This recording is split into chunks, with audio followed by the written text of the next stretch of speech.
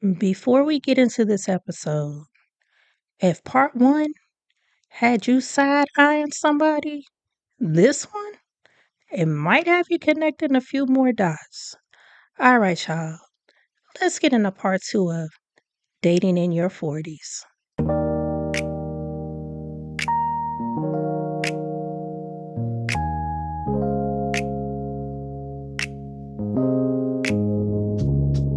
Yeah.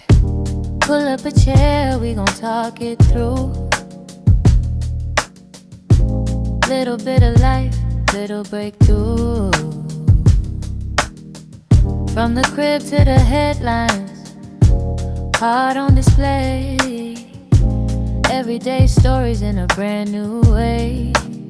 This is the corner with Jay, where we pray, real talk, mama heart, big dreams on the way.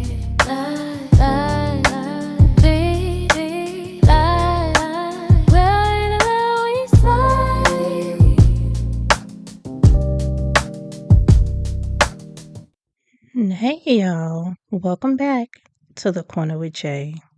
So, after the last episode, y'all had a lot to say, and I love it because this is exactly why I created my podcast and what this space is for: real conversations. And a couple of things came up that we need to talk about because this goes deeper than just they don't want to commit. Sometimes it's about control, sometimes it's about ego, and sometimes it's about having a safety net. Now, from time to time, we may run into a narcissist. Now, not everybody is a narcissist, but a lot of people move with narcissistic tendencies. You know, wanting access to you without giving you anything solid, wanting your time, your attention, your energy, but not wanting to commit. Why? Because commitment requires accountability. And some people just don't want that. And that's cool.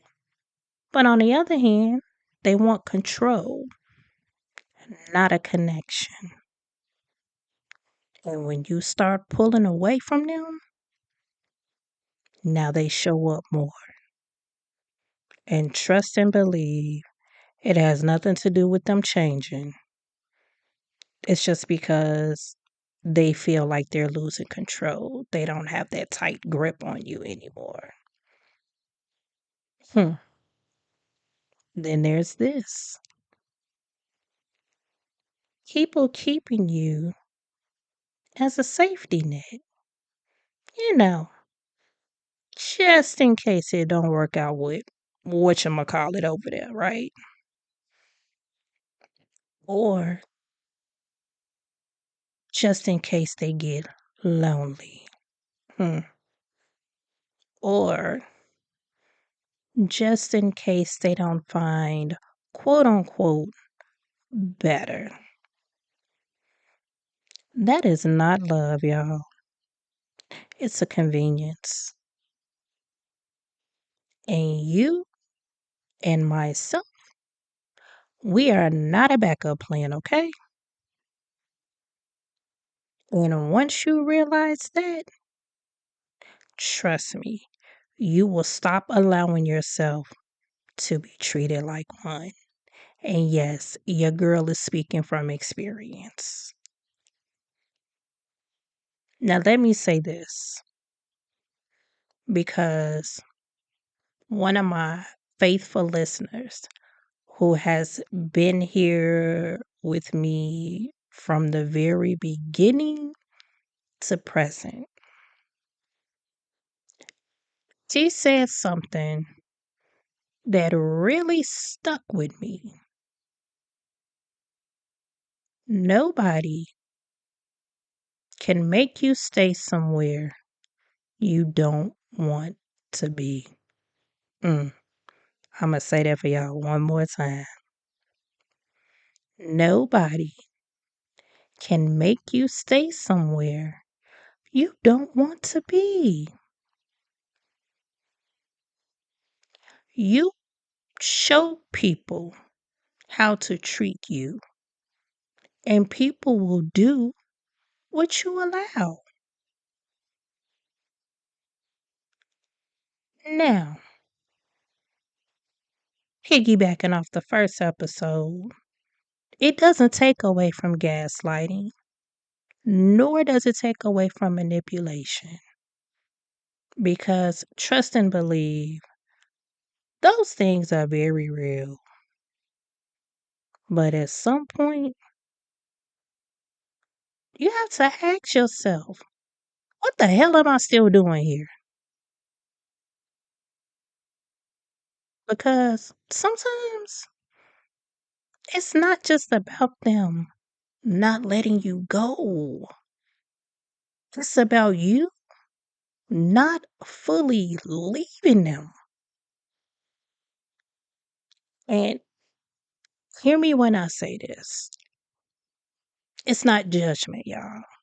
I'm the last person to judge. But this is just some honesty for you, right? We're human. So leaving is not always easy for us, men or women, because at times we stay because there's a part of us that's still hoping, right? Sometimes we hold on because we're just not ready to let it go, right? And then sometimes it's not fully bad, but it ain't fully right either. And that's what we call the infamous in between stage. You know that almost stage where it feels like it's something there, something's happening, but it's not enough to feel secure in the situation. But then what do we do? Our minds, we keep trying to solve it. We keep trying to figure out how to make it work. We keep trying to make it make sense. But then the math still ain't mathing, right? Because then it still feels unfinished and unresolved. And that's what keeps us stuck if we want to be 100% about it. Because it gives just enough of a connection to stay emotionally invested, but not enough clarity for us to move on. Now, let's be real. This conversation is not to bash men like they are the only ones that do this, because we as women, we do it too. Both men and women play emotional games. You know, keeping them around, not fully committing, wanting the attention without intention. And this is not a gender specific conversation. It's not a gender specific situation. It's a behavior. And then a lot of people have this mindset of the grass is greener somewhere else. But sometimes, y'all, that grass is artificial turf. It looks real good, right? But it's not real. a lot of people chase that illusion instead of recognizing what's real in front of them. And a lot of people, if you tend to your own garden, you water it, give it a little TLC, watch how it grows and what it'll do for you. But this is where growth comes in because now we don't respond the same. We don't get excited just because somebody doubles back, right? We don't just get pulled in by their words because at this point of the game, we're looking for consistency. We're looking at your effort. We're looking at how it aligns with us because attention is not the same as intention. So you can give me attention 24/7, but if your intentions are ill will or you giving that same energy before, I don't want it. You can keep it. Pass it on to whatchamacallit. So if someone keeps coming back but never fully shows up, I'm gonna need y'all to open y'all eyes and pay attention. Because at this stage of the game, you're not here for the confusion. You're not here for the almost ready. You are here for something real. Okay? Now, if this episode spoke to you, y'all already know what to do. Share it with someone who needs to hear this. And come join me in the Corner with Jay community on Facebook because this conversation is definitely going to continue over there as we build. And listen, y'all know it's a part 3 coming, right? Yeah, we're going to talk about us. So, until next time, protect your peace. Trust what you see. Take them blinders off. Come out that tunnel vision.